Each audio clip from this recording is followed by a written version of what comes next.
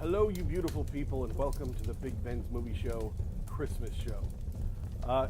Thank you so much. You guys sent in emails after our last show where the fate of the show hung in the balance. You sent in the emails. I got the emails. I read the emails. It's a whole email thing. But you saved the show. The show continues. So now you get this wonderful Christmas show. We're in our off season, but I thought I'd come back and do one Christmas show. And who else would I get to host but my favorite co-host ever, Chris Smith. Thank you. How you doing? I'm doing great. I really appreciate the unnecessarily butt kissing. Yeah. It's always very nice. And at the end of the show, correct me if I'm wrong, we're going to have a special present. Christmas present. Special Christmas present. That Ben and I put together for you, talking about the biggest movie of all time and how it is almost assuredly not the movie that you're thinking of. Exactly. So stick around for that. That's at the end of the show. That's a cool video that Chris and I worked on, which there's going to be more of those. Yes. So we've shot at least one more of them since then. So the plan is we're going to make a whole bunch of those. Let us know what you think about those. We'd appreciate it. Again, the email is bigbms@zoho.com. So, okay, but first off, it's the holiday show. We're here in our lovely holiday living room, which I thought would be fun. Kind of a cool thing to get away from the digital movie theater to go to a digital living room. That's right. The experience is pretty much the same on our end. It's weird. It looks great. It's beautiful. I gotta tell you. The roaring, crackling fire, yeah. Oh, it's warm. It's warm. Oh, my hand. Acting! Thank you! Yes. All right, so basically we're going to talk about two movies that have come out in the last couple of weeks. There's a whole bunch of Christmas movies that are out in the theaters right now. Try to go see as many of them as you can. I've seen a handful, but the two that we're going to talk about is one that came out earlier this month. Pitch Perfect 3. No. Disaster Artist.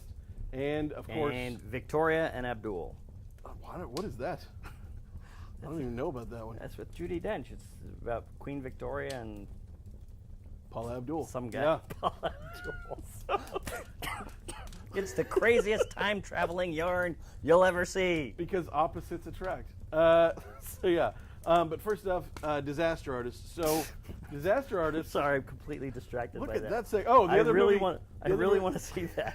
The Judi Dench, Paula Abdul movie? The Judi Dench is Queen Victoria, tooling around 18th century London with Paula Abdul and Scat Cat. MC Is that what Scat it was? Cat, yeah. I'm sorry, I've totally derailed us. Yeah, take 2 steps back. What was the other movie we were going to talk about? Star Wars. Right. The Star Last Wars. Jedi. I forgot about Star Wars. That's a thing. We should talk about that. Sorry. Excuse me. So those are the two movies that we're going to talk about. We're also going to hit up some stuff on Netflix, and then talk about Christmas movies because Christmas movies are always fun. Yes. But yeah, let's start with Disaster Artist. So Disaster Artist is a movie about another movie. It's actually about the movie The Room, which is considered by many people to be the worst movie of all time. Directed and starring Tommy Wiseau, who was played by James Franco in The Disaster Artist. You had not seen The Room or Disaster Artist until a little while ago.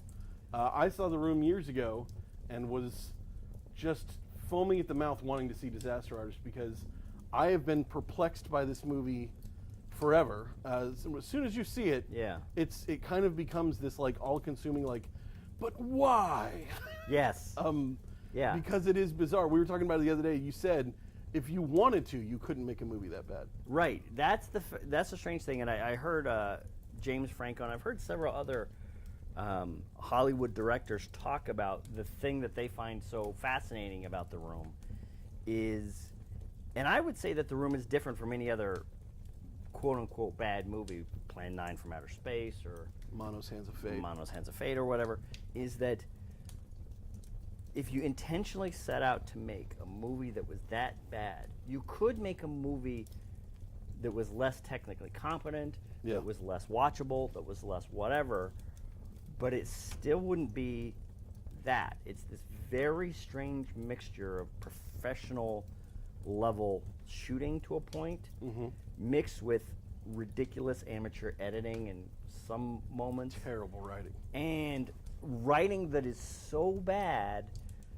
that it's difficult to quantify how bad it is. It's actually, you know what, I would almost say that The writing is not necessarily bad.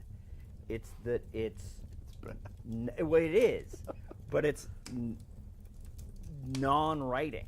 It's this very strange presentation of humans. And we know that it's non-writing because many times in the making of the film, and this has now been revealed by several actors, not just this movie, but several actors who were there, when an actor would have a character about a scene or a question about a scene or what is this, what's the backstory here, where are we going with this, they would just be told, don't worry about it, that's just do it.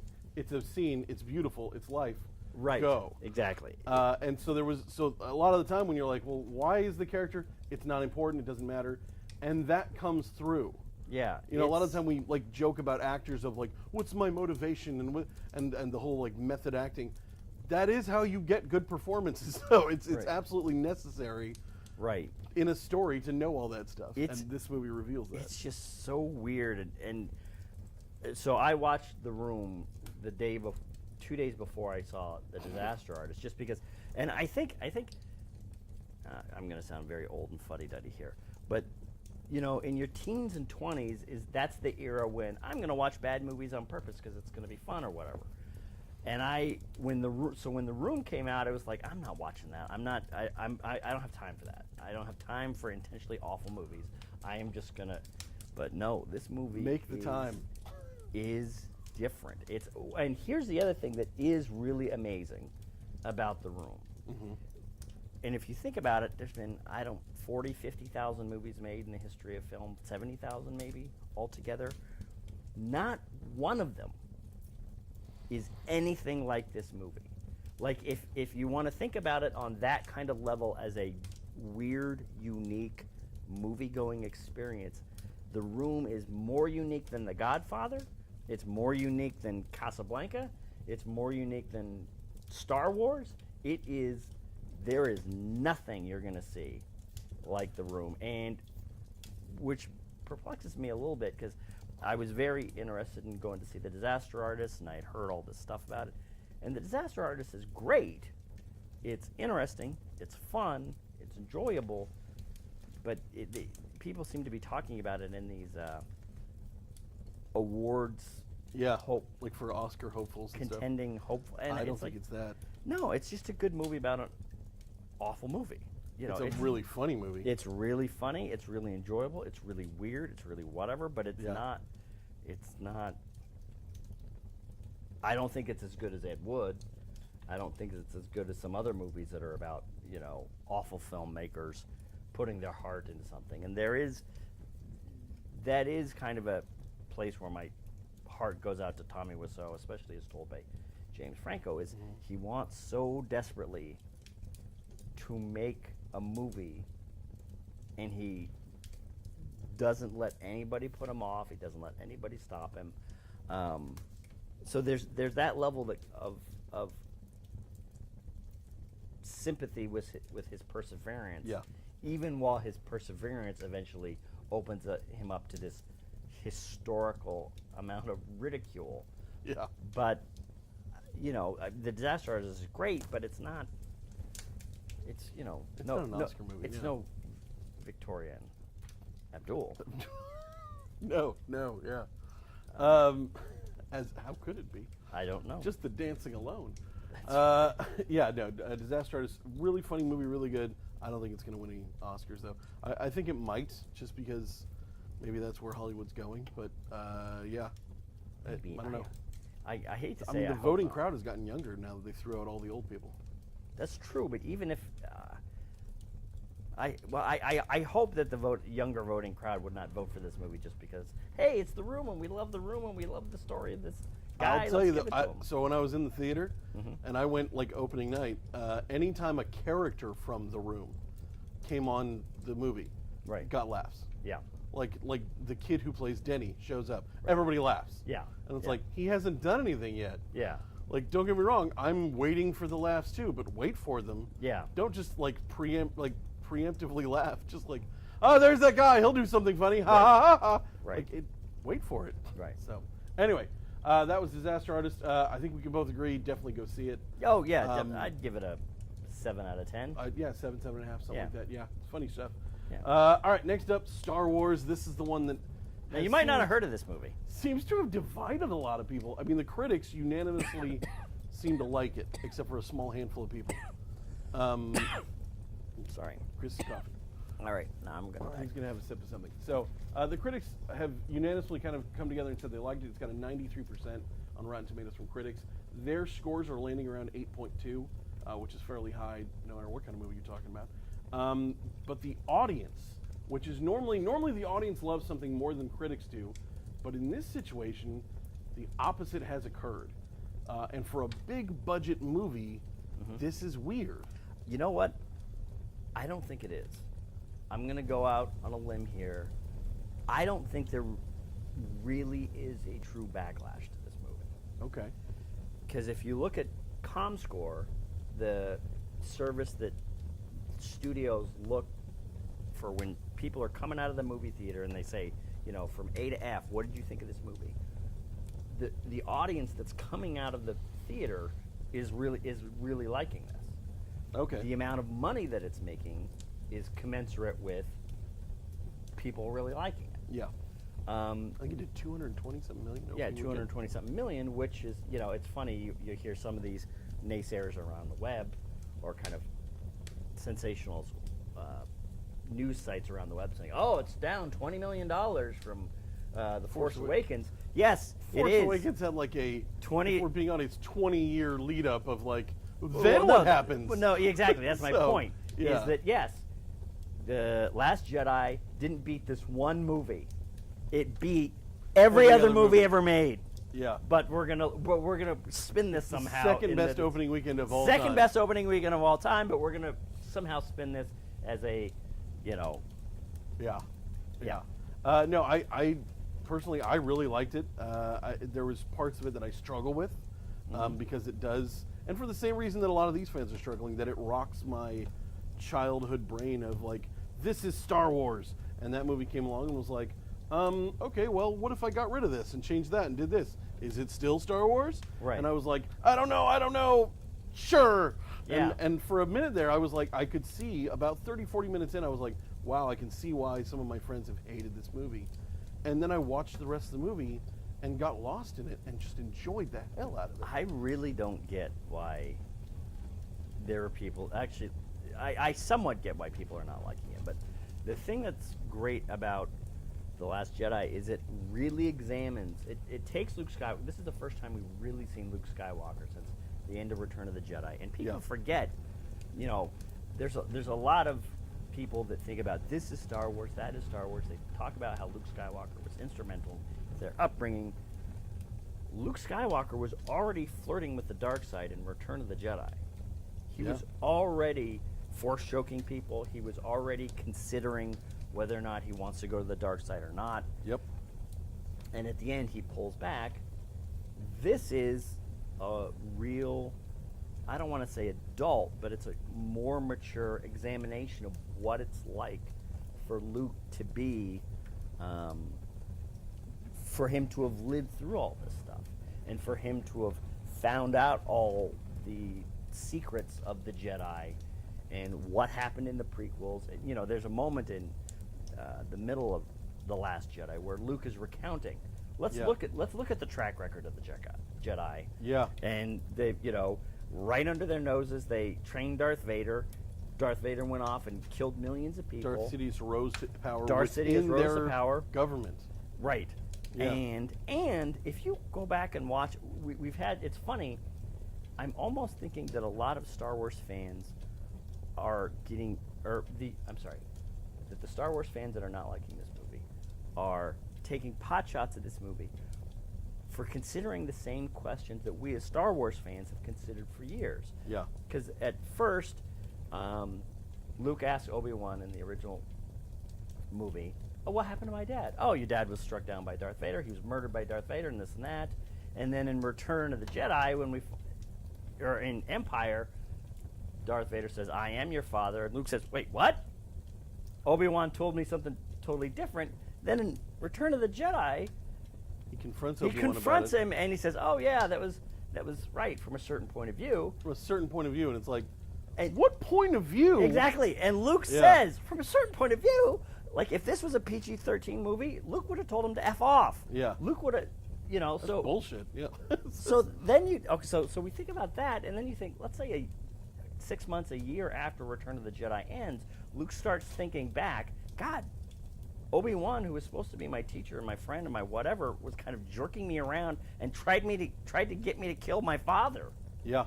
And then he decides to start the Jedi up again, and cognizant of the fact that the Jedi kind of failed and did all these other things. Yeah. And then when one of his own students starts to show predilection to going to the dark side, he's got a real moral question, and I think this is what might be irritating some Star Wars fans that are thinking of Luke as like this. Well, apparently Boy Mark Scout. Hamill wasn't a huge fan of Right, the way exactly. the direction went. But he's got a real question of, I am not the teacher I think I need to be for Yeah. this student, and if this student goes off the rails, that could be millions of people dead. So if I'm And a that's good, on me. and that's on me. So if I'm going to be a good, upstanding Jedi, do I have to make the tough call and essentially kill this kid? And once you start putting all those things together, I mean, it's a very interesting. And did the Jedi before him do that? Did Right. They have to make calls like that. Right, and did the Jedi before him fail because they didn't make those calls? Yeah. Fail because Yoda and Mace Windu said, no, we're not teaching this kid, Yeah. and they would have been much better off if they had let Anakin Yeah. stay on Tatooine. So Anyway, overall, I really like the movie. I think the rating of 8.2, which is where it's on Rotten Tomatoes, I'd even go as high as an 8.5 because I also think visually this is my favorite of all the Star Wars movies. I have a suspicion that when I watched this, because when I watched it the first time, I was very mixed. Mm-hmm. When I watched it the second time, everything thematically that I was having a hard time with, it all clicked. Everything really came together tight, and usually for me, that's a sign of watch it a couple more times, and I suspect this might be my favorite Star Wars movie of all of them. More than Empire. More than Empire, but here the only drawback is the end space fight of Return of the Jedi is still so amazing and fun. It is Yeah. Yeah. So yeah. All right. Well, definitely go see Star Wars if you're one of the 5 people that haven't That's seen right. it yet. Go see it. What are you waiting for? Go see Star Wars. Other stuff that I just saw Jumanji last night. Go ahead and give that a try. That's a good, hearty, fun movie. I took my daughter to it. She's 11. It's a PG-13 movie, so if your kids are around 10ish, take the whole family. It's a fun time. Moving from there, let's go ahead and talk about. So it's Christmas weekend here coming up. We're all going to be sitting at home with families probably, or even just alone. You can do that. Good on you. If you want to be the lone Christmas guy, don't have shame in that. You're awesome. Sit at home, watch some Netflix. That's right. So, Pardon but when me. we're sitting at home watching our Netflix, what kind of stuff are you watching on Netflix? What are you liking right now? You know what? Maybe this is definitely a harbinger of me being an old fuddy-duddy, but I really like season 2 of The Crown. There are those shows that Yeah, absolutely a harbinger of you being an old funny. there are those shows that come along. Usually they're on PBS, Yeah. and where it's just like, all right, you're watching that, or like, come on, man. But Yeah. there's something about what's funny is I've kind of talked to you about this before, and I've kind of made this joke before, where my favorite piece of culture would be something like The Godfather, but with spaceships, or something like The Godfather, that the level of storytelling and human interaction and human examination, but with this ridiculous, fantastical element that makes it fun to watch. Like Godfather with superheroes or something. Right, exactly. Yeah. In a weird way, The Crown is kind of like that, where this is just a family drama of this marriage, Yeah. but they're in this completely ridiculous, weird world where she is the richest woman in the world, and she's got all of these trappings of power and all this and that, and but it really is just an examination of this marriage between these two people that do love each other, but they're in this warped monarchy of England that it's so it's got this weird fantastical element. Nice. So Yeah, my wife really liked the Crown. Yeah. As soon as I told her the second season was out, probably like about 48 hours, and she binged the whole thing. yeah. So, my thing that I'm watching, and I just came out, I think maybe last week, and I haven't sat down with my family and watched it yet. But we were big fans of season 1, Ultimate Beastmaster. Now, before you go, what the hell does that have to do with Christmas? But nothing, absolutely nothing. What to do with does Christmas. that have to do with It's Christmas? absolutely nothing. It is Ultimate Beastmaster is a American Ninja type competition where there is a large structure that they build, and it is a obstacle course. Okay. With different portions, and the contestants are it's a team of people, 2 contestants from different countries, and it is different countries competing against each other. Oh. So it's like American Ninja Warrior, but if it was the Olympics of the American Ninja Warrior. Wow. So yeah, All right. so it's really fun. So in each one, you're watching different groups of countries go through the different levels, and then the top 5 countries from this group go to the next stage, and then in the last one, you get to see the last 2 or 3 countries go for the final stage of and the whole obstacle course is called the Beast because it looks like a giant dragon. Oh, Beastmaster. Yes. Yeah. So I thought it was going to be a. hosted by Terry Crews, who's awesome. Okay. And some other lady who I can't remember. And it's got different hosts. Sorry, lady. Different hosts from all over the world, and you get to go and talk to those hosts too. Some of them speak English. Oh, wow. So yeah, so it comes out in like Spanish, German, Korean, like all these different countries and all these different languages, and all the commentator teams will interact with each other. The athletes will interact with each other. So if it comes down to the wire between an American and a German, the German announce team might come over and be like, "We are going to beat you. You cannot win." And Terry Crews will be like, "Step back from the muscles," and he'll flex the American muscles at him and stuff. And it's really fun, and my family and I get into it to the point where now every time we watch it at the start of the episode, we pick which country's going to win that episode, and we all pick our countries, and then it's a fun little thing. We got into the first season, stumbled into it. And we ended up watching the whole thing in like 2 or 3 days. Oh, wow. So we're really looking forward to this. The other thing Cool, that came I'll out on check that Netflix, yeah, it's Ultimate Beastmaster is a lot of fun. The other thing that just came out and is getting really harsh reviews so far, and it just came out today. So if you get the chance, check this out. Will Smith's new movie, Bright.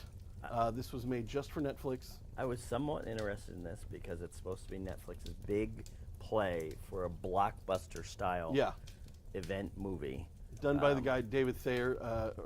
Ayer. David Ayer. Ayers. Who's done a handful of things that I love. Yes. And Suicide Squad. That's which right. I did not love at all. Which I hate to say it, but he did Fury. Yeah. He did Training Day. Do I have that right? I think he helped with Training Day. Or End of Watch? He wrote Training Day and then directed End of Watch. Wrote Training Day, directed and wrote End of Watch. Which is great. Then he did Suicide Squad, which a very malformed movie. What did you think of Suicide Squad again? No. What did you say to me when we came out of? Yeah. I gave it a 7. He gave Suicide Squad a 7. At the time. Yes. I have since rewatched it and lowered my rating. He has since. But I'm intrigued. This one, I'm going to go check it out. I am kind of intrigued. I am going to watch it. This one, unfortunately, seems to be critically on par with Suicide Squad, which part of me is kind of interested in this, which is it's the story of a cop and his orc cop partner. They are cops in a world that has fantasy and reality all intertwined. Right. So all of the characters from Lord of the well, not the characters, but the races or races whatever, and all the creatures from Lord of the Rings and other wizarding things. So there's fairies and all kinds of stuff. There's talk of a magic wand. Right. Yeah. So I'm kind of interested in it. Unfortunately, it looks like it's a situation where it's a potentially intriguing idea. Yeah. That might not have been executed all that well. Yeah. Now, if you're old like me, you will remember a movie called Alien Nation. Yes. Which was about a show, Alienation. A show about alienation, which was about another Los Angeles police guy with a alien who is his police partner. So totally different movie. Interesting idea, though. that is There was nearly actually identical. there was a version of this show this movie came out as a show a couple years ago, starring I believe Frank Grillo, where Bright? he was it's not Bright, but it's the same concept where he was the sheriff of a small town, a gated community that had vampires, werewolves, and other mythical creatures living within it, and he's a human sheriff of a community that has all those different factions. And I was intrigued. I loved it, and it got canceled after one season. Nobody Can't knew about it. imagine why. Yeah, I think nobody just knew about it. So, anyway, that's something to check out too. Last but not least, want to talk about our favorite Christmas movies, and we had a brief pre-talk about this for the show because my favorite Christmas movie is Die Hard. And Chris, what's wrong with Die Hard? Nothing's wrong with Die Hard other than the fact it's not a Christmas movie. Because it has a Santa Claus hat in it doesn't make it a Christmas movie. It takes place at Christmas. Because it takes place at Christmas, it doesn't make it a Christmas movie. It's not a Christmas movie. Ho, ho, ho. It's not a Christmas, because somebody quotes Santa, it's not a Christmas movie. This is some internet meme hipster BS to make it a Christmas movie. This is just something that 15-year-old boys say to their mothers and grandmothers to irritate them at Christmas time. I am 35. So, Is he? yeah. Is he really? I'm super, super old. That's right. No, So, it's yeah. This is the, hey, Jimmy, why don't you go pick out a Christmas movie that we can all watch? And he goes, I know, I'll pick Die Hard. That has happened. That has happened. And then, And my wife said no. exactly. So, yeah. All right. So what's your favorite Christmas movie then? I don't have a question to answer this. No, obviously my favorite Christmas movie, and this really is a Christmas movie because it connects with the themes of Christmas. Okay. It connects with the themes of being good to your fellow man, and it all comes around Christmas and makes you cry at the end. This is the best Christmas movie ever made, but it's a quite obvious pick, so I'm gonna have to take a hit for that. It's a Wonderful Life. Oh. Oh, Yeah. that's a Christmas movie. I mean, here's the thing. That is a really, really good movie. That's a really nice movie. It is. Oh, Yeah. two things. One, it's the greatest. It's the second or third greatest Twilight Zone ever made. Yeah. The other being Twilight Zone, the series, and Terror at 20,000 feet. Planet of the Apes. Oh. Okay. Planet of the Apes is a great Twilight Zone episode. Anyway, it is also a ridiculously dark movie. Yeah. It is insanely dark, and I don't. You get a lot of people that say, "Oh, It's a Wonderful Life is all happy and plucky, Oh, and not until the schmaltzy very, very and whatever." No, it is Yeah. not. It is super dark until you get to the end. Yeah, and that's Yeah. what makes the end so mwah, because Yeah. it is so super earned. You've seen a guy work for his entire life just to make it, and he gets pounded down every time. He keeps going, and then when he realizes that everybody has, that he's got all these friends he didn't know, Yep. because everybody's been noticing the whole time that he's such a great guy, and when George Bailey is in trouble, everybody comes running. It's just, I'm almost crying right now even thinking about it. So in terms of family traditions, is that the one that you and your family watch every year? Typically, Do you yeah. have? So I was going to say, do you have every year we all sit down and watch at some point? So much, yeah, not so much. It usually rotates between A Christmas Story, Scrooged, Right. Scrooged, Great movie. and then It's a Wonderful Life. But usually we just, you know what it is? The last couple of years it's been like this is Star Wars movies. Nice. That's the peak. Star Wars They comes come out out at around Christmas, Christmas, yeah. and it's just they're family movies that everybody can go see. Yeah. Nice. So. My tradition with my family, and this started. It's been about 5 or 6 years now, but it's kind of. It was never anything official, but it was just something that did happen. Was White Christmas, and especially now that it seems to be on Netflix every year around Christmas. The that's movie right. White Christmas with Bing Crosby and Danny Kaye and Rosemary Clooney and what's her name? Yeah, so- her. The other sister, the one that can't sing. You guys know, she's dubbed, by the way, in case anybody didn't know. That's not her singing in the movie. Wait, what? Yeah. She's deaf? Dubbed. Oh, Yeah. okay. So in White Christmas, there's 3 people singing and one lady who dances really well, and then somebody else sings for her later. Right. So. But in her defense, she's singing up against Bing Crosby. I mean, what are you going to do? And Rosemary Clooney. Yeah, exactly. Yeah. So they're my favorites. Yeah. Yeah. So. All right. All right, so that's it. That's the show. We hope you guys have a great Christmas, or whatever it is you celebrate. Have a great one of those also.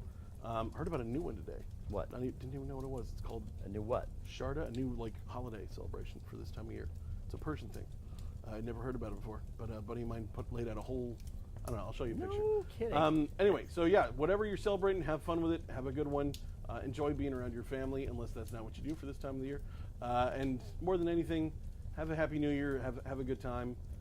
Go to the movies. Go hang out. And also stick around, because now you get to watch the world premiere of Dorking Out about movies and their box office totals. Right. So Dorking out about the biggest movie of all time. It's not what you think. It's not what you think. There you go. That's the title. That's kind of the title. I should know the title. Well, I should know the title, but So, all right. Well, if you have any issues or questions, or if you just want to check in over the holiday season, send us an email. Again, it's bigbms@zoho.com, or you can check out more of me on my podcast, Die Hard on a Blank. It's a special Christmas podcast because it's a Christmas movie. So, it's your show, so I'll let you have there it. you go. It's not. Chris, where can people check you out? You can find me at the Dorking Out Show online, or you can find me at Dorking Out Show on Twitter, or you can find me at Jet Jurgens somewhere online. It's on there. His upcoming book. Still upcoming. Very upcoming. Very, very upcoming. He's a busy guy, though. Podcast. Yes. Emmy-winning filmmaker 3 times now. Good stuff. 3 times. Ooh. 3 times. Right. Emmy. So. Anyway, thanks so much for watching, everybody. Good night. Bye.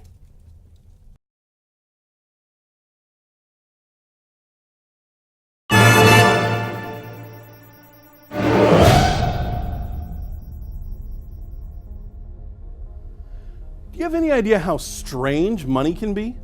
Hi, I'm Ben, and I'm here to talk to you about how money is weird. It changes over time. $1 in the year 2000 is worth about 69 cents today. Now that changes because of something called inflation. And holy moly, is inflation important to understand if you earn money, save money, or spend money. You know, any of those things. So want to save for a big wedding, buy a house, retire, ever? Well, then you need to understand what inflation does to your money. Here, let me show you. I'm in the year 2017, and the biggest hit of the summer was Wonder Woman, which made about $412 million. And that's right here. So what do you think the biggest movie of all time is? Well, everyone loves to laugh, so let's look at comedy. What about Mean Girls? There's 330 million people in the country, so one of the more loved comedies of the last 20 years has to have a shot, right? Not even close. What about Anchorman? Will Ferrell's huge, and everybody's always quoting Anchorman, so he's got to have a shot, right? No! In fact, you know what? Forget comedy. Let's look at Harry Potter. Everybody loves Harry Potter. There's a whole theme park. He's doing better, but that's still just here. So let's think. Wasn't James Cameron's Avatar like the biggest movie ever? That's close. And didn't he also make Titanic? And wasn't that the biggest movie of all time? Well, that's here. All right, if we step back and think about it, they've been making movies for 100 years. And back in the 30s, there was no TV, no internet, no video games. All people had was radio and movies. So the biggest movie of the biggest movie era should probably be at the top. That's Gone with the Wind. So how's that stack up? Well, that's down here. Then there's Star Wars. Now that was a smash like no other. Here's the original Star Wars, and here is The Force Awakens. Now it looks like The Force Awakens almost made twice what the originals made. Does that seem right? No! All of these movies are in the wrong place. In fact, if you only look at the dollar totals of each movie, you'd have no idea what movie goes where on the all-time list. Why? Because of, say it with me class, inflation. Inflation shrinks the value of $1. You can buy less with $1 tomorrow than you can buy today. This shows how. In 1910, the average movie ticket cost 7 cents. Today, the average ticket is about $9. So if you think about it, $9 from today is worth what 7 cents was back then. What cost $1 10 years ago costs $1.30 today, and it's going to cost $1.75 10 years from now. So, how can we measure a movie from 1939 with one that came out 2 weeks ago? With this. It's an equation which converts dollars from past years and tells you how much they'd be worth today. This is called adjusting for inflation. It can also be used to convert today's dollars to future money. Now, saving for retirement might sound boring, but working until you die sounds awful.